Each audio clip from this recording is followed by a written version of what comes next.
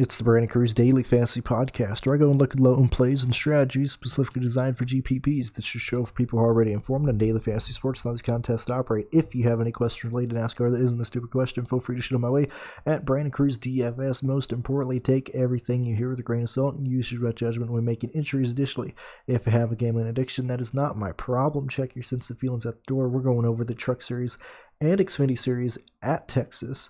And first and foremost, this is not going to be like I normally do it, because let me give you the rundown. Normally, I make a lineup, or I make a podcast, and I go through the grids for both races, and I'm still going to do that for the Xfinity Series.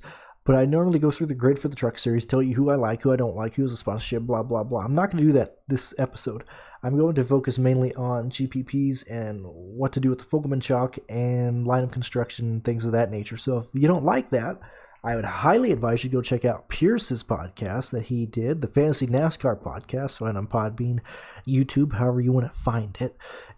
I would advise you to go listen to the Texas Trucks and Pick Strategy video that he put out today, or yesterday actually, because he gives a much better rundown of the field and the strategy than what I'm going to do here. And if you don't listen to him, you're missing out. If you're not reading his DK articles, you're missing out. I mean, that's good information. I don't care if it's free. I don't care if it's on the DraftKings website, because for whatever reason, some guys on there get a bad rap. I mean, that's good information there, especially for the Truck and Xfinity Series, because people are not writing articles for those series.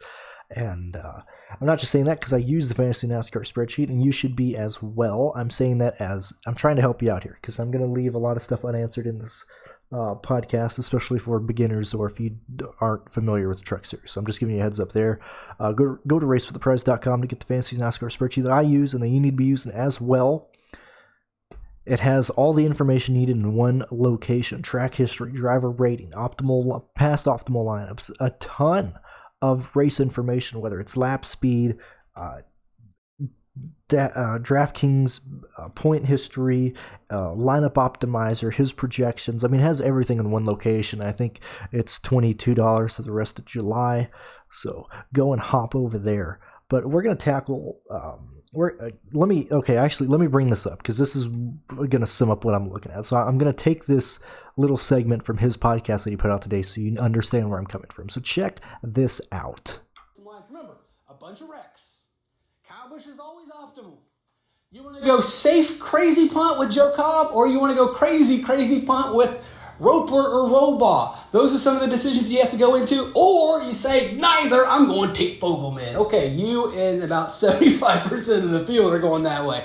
You want to step away from the Fogelman chalk, which I don't need to tell you is probably not good chalk. I mean, let's just rewind that. Tate Fogelman chalk? You don't even know who Tate Fogelman is. In Durham, North Carolina, runs for Young Motorsports, took over the Tyler Dipple car from last year. Yeah, I do. Okay, well, you know this basic.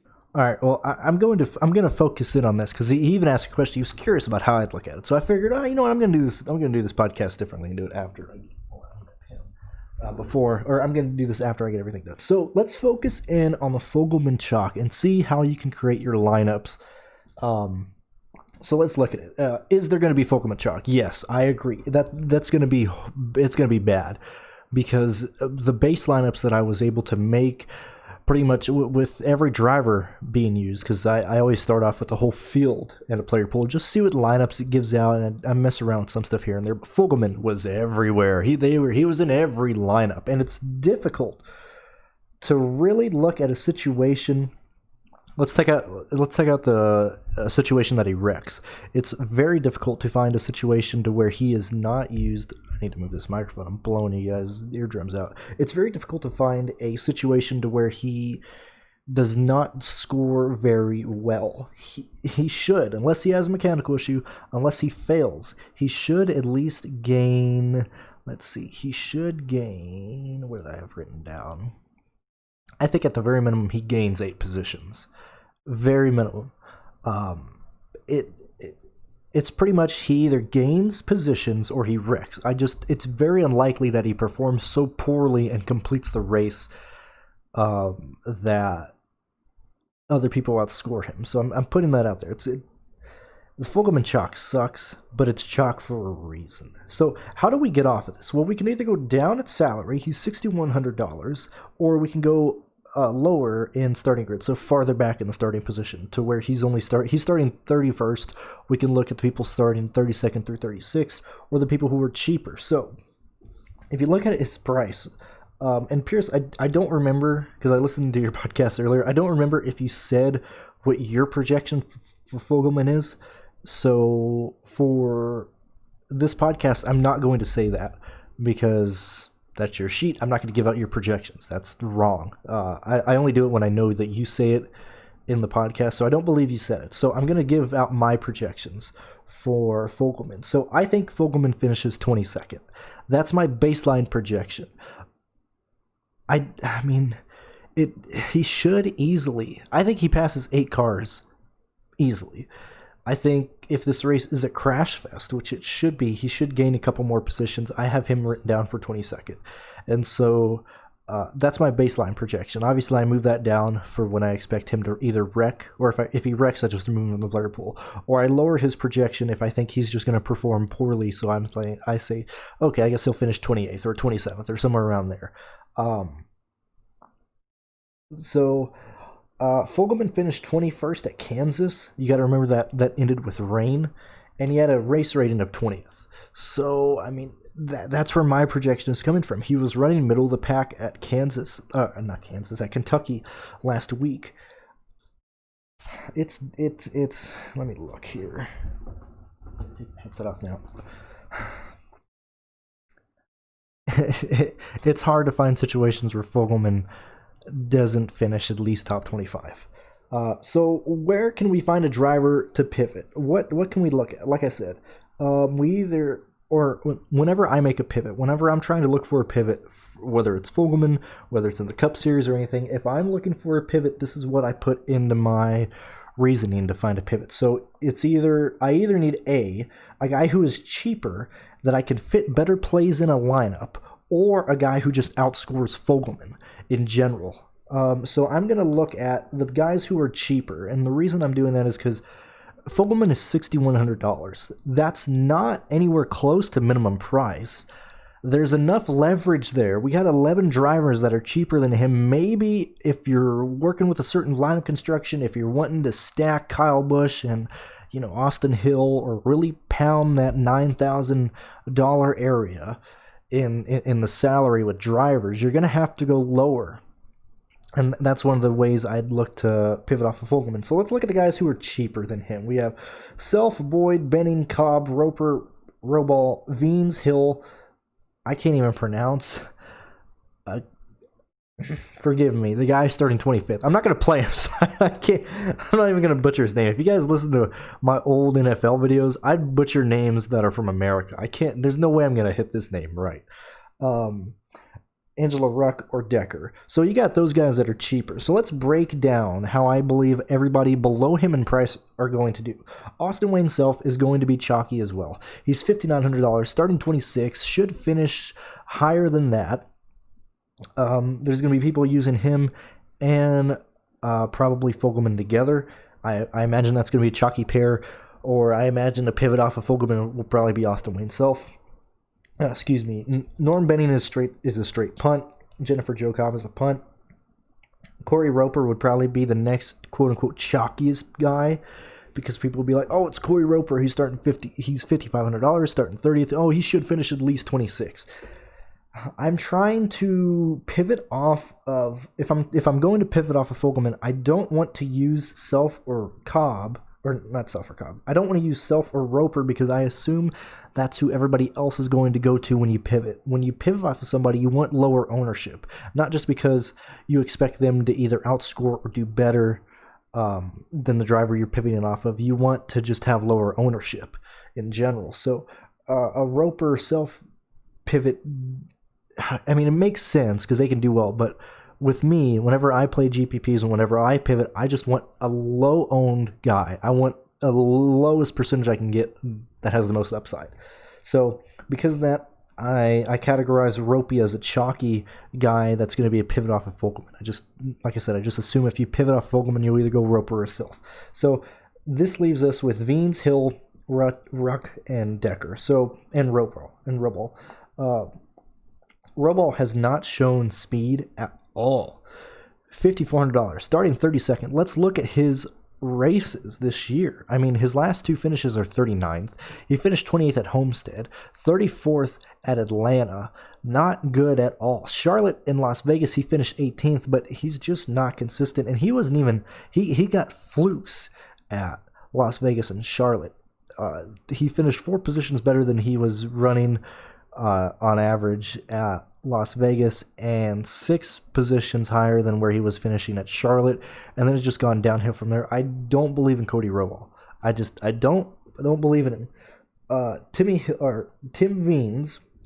Now, this is a long and interesting story. If you want to read, Toby Christie has a really good article on it on his website. I retweeted what does it say here on my?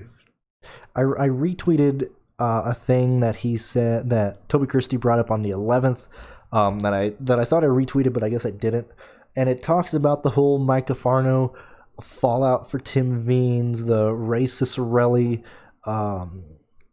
acquisition for Veens, or why he's running under Ray and how that's going and blah, blah, blah. I mean, it's a cluster. It's just a can of worms that I don't even want to get into here. It's confused. I mean, it's not confusing. It makes sense, but it's weird. It's a weird situation. Long story short, Mike Farno gave Tim Veens a ride, and he couldn't promise on it.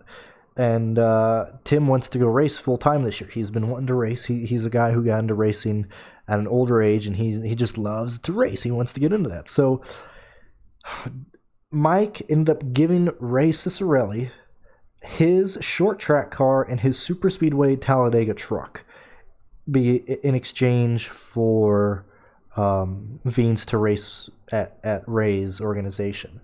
Tim is not paying Ray to run. He's basically running the Mike Farno equipment under Ray Ciccarelli because all that stuff is already paid for. What does this mean? Well, Veens is saying he understands what he can do with that equipment. He believes that he wants to aim for top 20s. If you look at Tim and what he's done so far this year, at Pocono, he finished 29th. Race rating 31st. He finished 35th at Kentucky. He ran pretty poorly there. Ran into some mechanical issues. But if I'm trying to pivot off of Fogelman, Tim Veens coming to Texas, which is a track that he had circled earlier in the year at a track that he believes he can do well at, not just because it's usually chaos and it helps out people who can at least stay on track and avoid being wrecked. $5,300. That's a big discount off of Fogelman. Look, for whatever reason, I like Tim Veens in this situation. Starting 31st, I imagine he gains positions. I don't see him not finishing this race. He has too much going for him to not finish this race. I don't have a whole lot of data to back that up. That's more of just a gut feeling. But Tim Veens would fit the mold of someone I'm looking for, other than Brennan and Cobb. So then if I move down whoever's cheaper than Fogelman, we have Timmy Hill. If he finishes 22nd or around that, he doesn't outscore Fogelman if Fogelman races well, but he's a pivot off of him. And he's cheaper. And he actually wants to run well. He's $5,100. Timmy Hill and his brother have put a lot of money into this machine, into this team this year. They want to run well. This is a track that they think they can do well at.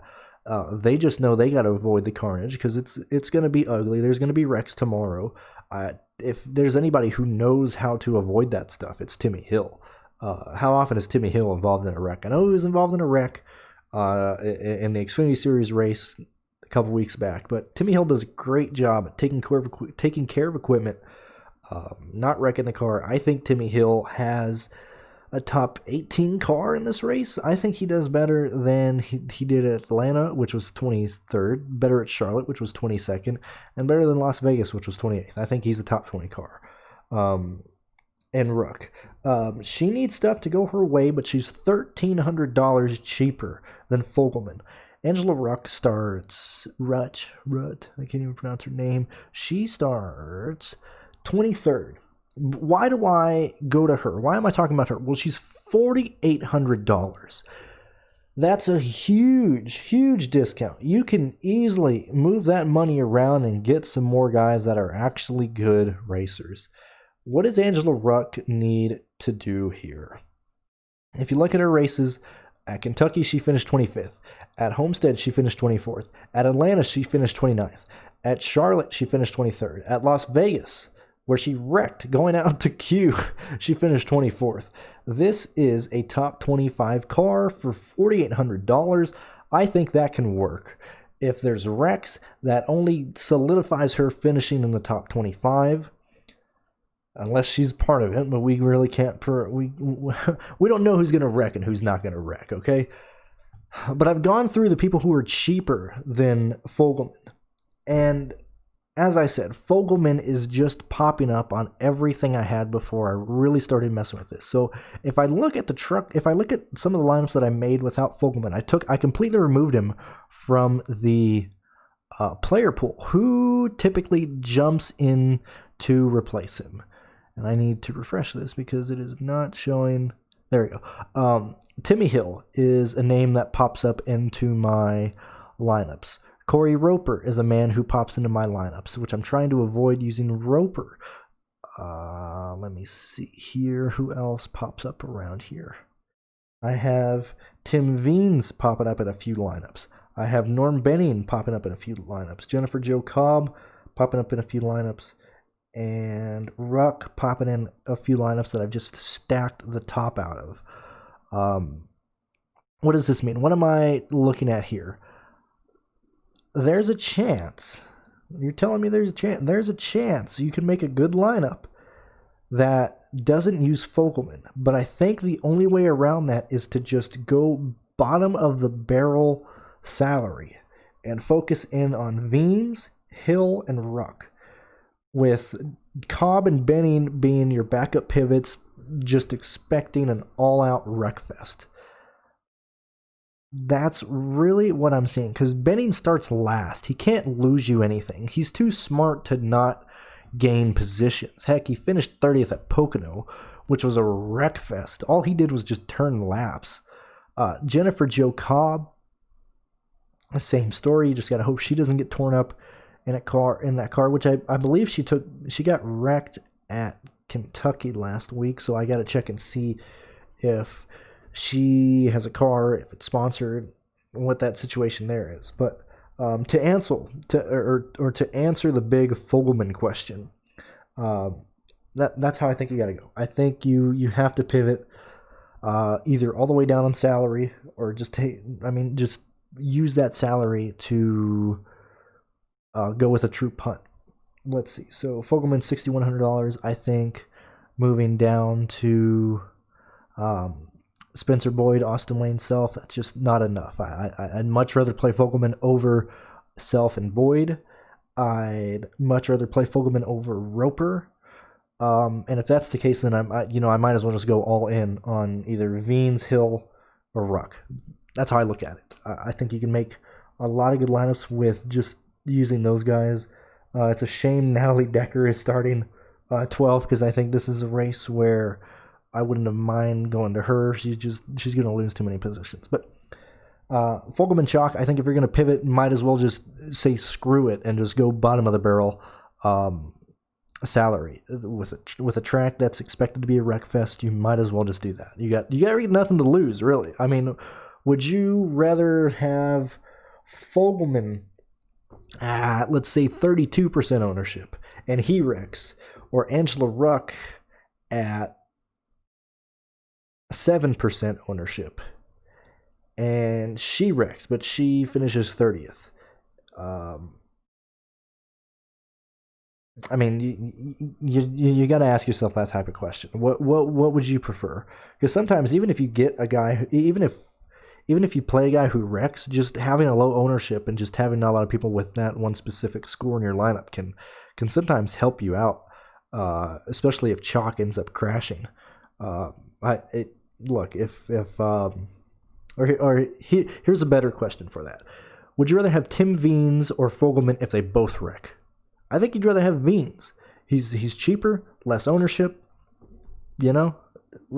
Even if they're 2 points difference. If Fogelman, for whatever reason, scored 9 points and Veens scored 8 points, I'd rather have Veens. It helps you at least have a different lineup to other people. That's how I would look at it. So let me go through the people who are actually important really quick. I don't mind Sheldon Creed. I don't mind Austin Hill. Kyle Busch is a must, pretty much. Zane Smith is good.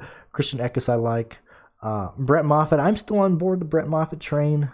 I don't mind him. I think he's going to squeak a win out some way or somehow. I think Ankrum doesn't work. Rhodes doesn't work. Majeski, I'm going to keep trying to put leverage on the field and not use Majeski because everybody keeps using him. That's just me. He should easily have a top 15 car, but I'm always trying to play some type of ownership game, and because of that, I probably won't use as much Majeski as other people. Haley, don't trust Haley. Don't trust Trix. I like Crafton starting 15th. I like Raphael Lessard. People are scared to play Lessard, and I understand. He's pretty bad, but his ceiling is so high. I think he has a top 10 car. He just needs things. He just needs to stop making stupid mistakes. I mean, his 13th place finish at Kentucky should have been better. His 11th place finish at Homestead should have been better. His 15th place at Charlotte should have been better. You know, that's just how it is. Derek Kraus, $83 or $6,300. You need him. Top 10 car. Stuart Friesen, this situation where I like Stuart Friesen. Stuart has ran, let me bring up his history right fast. Looking at, where did I go wrong here? Looking at Texas. Texas is Friesen's, it's one of his best tracks. And it's not just before the repave or after it. I mean, let's look at his last 6 finishes for Friesen. 20th, 2nd, 8th, 2nd, 14th, 22nd. I understand these are the past 3 years of this track, but that's better on average than other places for Stuart Friesen. I like him a lot. Spencer Davis, not interested. Tanner Gray, you need him. Chalk's going to be on him. He's chalk. He's good chalk. Johnny Sauter, this might be a situation to where if you play Angela Ruck, you might be able to throw Johnny Sauter and Kyle Busch into a lineup if you want to go that direction. I've already said I like Timmy Hill, Angela Ruck. Ross Chastain, same situation as Johnny Sauter. Refer to that. Starting 25th, $4,900. Don't trust him at all. No, never mind. Austin Wayne Self, you know, I'd rather play Fogelman over him, honestly. Spencer Boyd, I'd rather play Fogelman. Jordan Anderson, don't like him a lot. He's been underperforming. Brennan Poole, he has a great car, just needs things to go his way. And I mean, if you want to talk about volatile, I mean, people are scared to play Lessard. Dude, Poole keeps getting screwed, man. He has bad luck. But it's because he's starting in the back of the field. He has to drive his way up and get around all these idiots. He gets caught up in stuff. I mean, who would you rather play, Lessard or Poole? I'd rather play Lessard. $300 difference? Come on now. Corey Roper, you know, I've already talked about him. I've already talked about Tank Fogelman. Roball, not interested. Jesus, Jeff Hammond, and the Clay Greenfield crew, not interested. Not interested at all. Come on. Jeff Hammond, you promised you'd turn that crew into a race-winning organization. That is not what I am seeing here. You are disappointing me, Jesus, Jeff Hammond. Tim Veens, Jennifer, Joe Cobb, and Norm Benning. The places you got to go for pivots off Fogelman or just punts if you want to do it Fogelman and then just a straight-up punt play. That's how it's going to be. I expect this race to have a lot of crashes. I mean, if we have crashes with practice... I know this was the Xfinity Series race, but when Jeff Green was in the Xfinity Series race at Pocono, he said over the radio, I forgot exactly what he said, but he said something along the lines of, man, these guys are freaking stupid. Like, what are these mother effers doing? Why do they keep wrecking? It's so dumb, and it's even worse than the Truck Series. These guys are just going to wreck it up. Texas needs a lot of talent to run anyway. That's... You know, it's going to be bad. Last thing of note here, Fogelman lineups are typically averaging 9 points more with my projections than lineups without him. But, if you're choosing to fade him, you're hoping he has a bad time. Let's move on to the trucks or the Xfinity Series race here at Texas. I'm going to go through the starting grid more here because I found the Truck Series more interesting to talk about in that situation than in this one. It's looking like we're going to need 1 or 2 punts here. That is what it's looking like. So, Kyle Busch at $17,000. I think that is the most I've ever seen anything on DraftKings. Because Kyle, I think the highest I've seen him before was 15 or 16,000. He's still needed. He's still needed. Let me get a drink right fast. So you need to ask yourself, what are you going to do? Play Kyle Busch or not? Well, not play him. If you don't play him, you pray that he has a horrible race and that he doesn't lead laps. Because once he gets out in front, he ain't giving that up. If you do play him, you are probably going to need to double punt. You might be able to get away with single, but I'm not sure here. I'm not entirely sure yet. Not entirely sure. I'm debating on which way to go. I'm seeing positives in both ways. So let's look at Kyle Busch and just say, okay, you got to play him. Okay, because that makes it easier for me to talk about it. Starting at the top of the grid, you got Michael Annette, Jeb Burton. Annette at $7,700 is just... I don't think he wins, and I don't think he leads laps because he has Cindric starting right behind him, and I trust Cindric. I trust Cindric a lot. I trust Cindric a lot. He just dominated Kentucky. We're going to Texas, which is basically the same track. Cindric is my man. I think he does well because of that. I think I'm going to try and fit in Cindric and Busch in a lot of lineups. So I'm not really interested in Justin Allgaier. Not really interested in Riley Herbst. Brandon Jones, not interested. Brandon Jones, this cool cat here, man. He just keeps destroying equipment. Not interested in him. Harrison Burton, too expensive. Frost Chastain, too expensive. Noah Gragson is where I start getting interested in.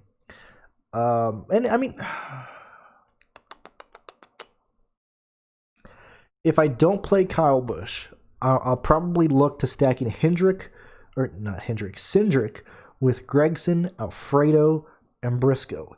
If I do play Kyle Busch, I'll primarily focus on Kyle and Cindric cores, with swapping out Cindric for Gragson, Briscoe, and those guys.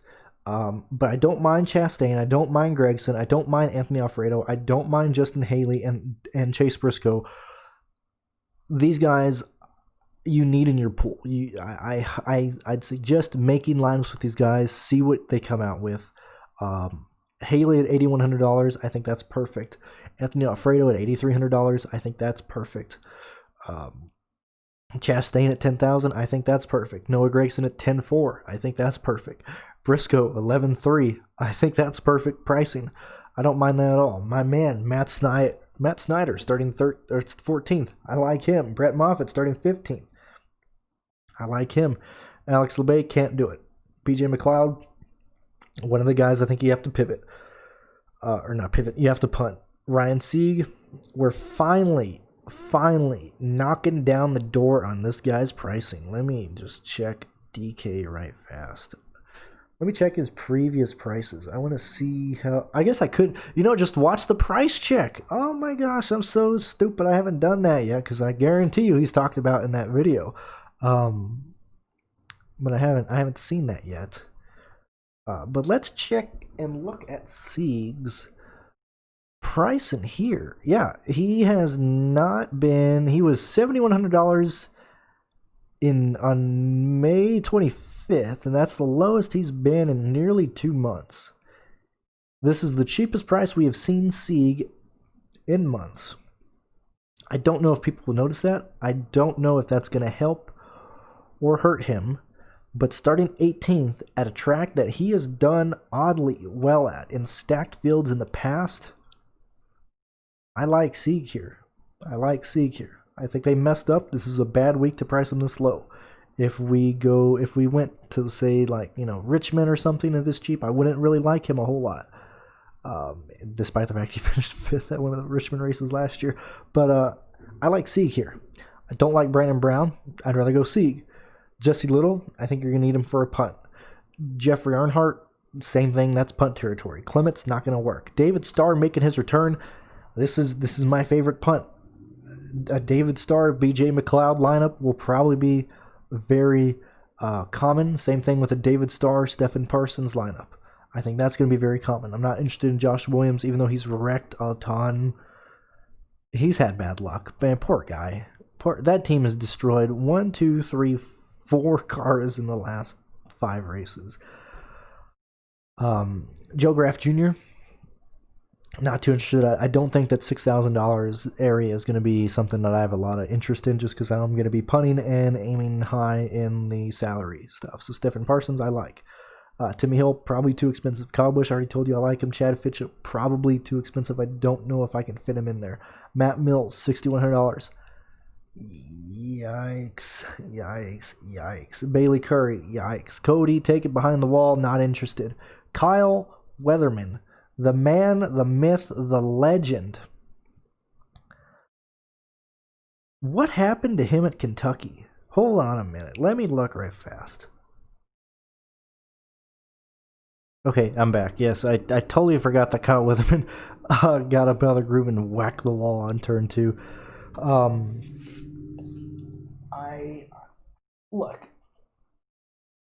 I think that car runs extremely well again at Texas.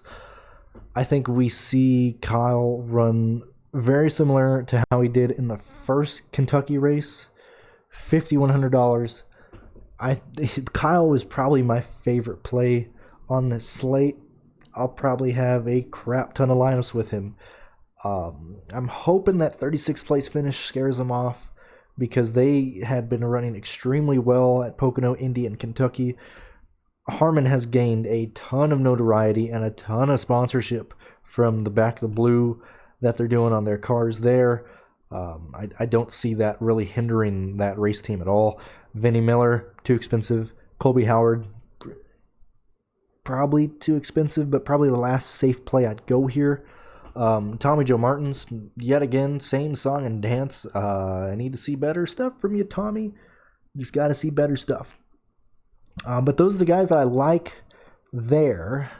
I think it's a double punt weekend with probably Kyle Weatherman and either David Starr, Jesse Little, BJ McLeod. I'm thinking that's how we got to go about it. I really think that's how it's going to be. And then the main pivots are probably going to be either where you go with the other guys. I'm much more interested in the Truck Series race than the Xfinity Series race. I think there's going to be far more ties in the Xfinity Series race than there's the Truck race. So I'll probably invest the same amount of money in both, but I'll have more faith in the Truck Series lineups.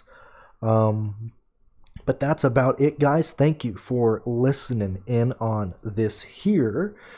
If you want to go to my Patreon for donations and whatnot, it's in the description below. If you donate to that, it helps me out. All you get is a link to my personal Discord, but I'll chit chat with you in there. But my Discord is more, or my Patreon is more for donations. If you want my Cup Series projections, information there, or if you want some real tough and good stats for the Xfinity Series, and good talk in there, join the DFS Tavern Discord. You can join the NASCAR tier, which has my heat map, which has access to our Discord chat, and there it's only $5 a month. I think it's worth more. I've been arguing that we need to charge more for that, but it's stuck at $5, so hop in and get the value. Thank you guys very much, and I will chat with you later. Have any questions, shoot them my way at BrandonCruzDFS, and go to RaceForThePrize.com to get the fancy NASCAR spreadsheet that I use and that you need to be using as well. Have a good evening, and best of luck.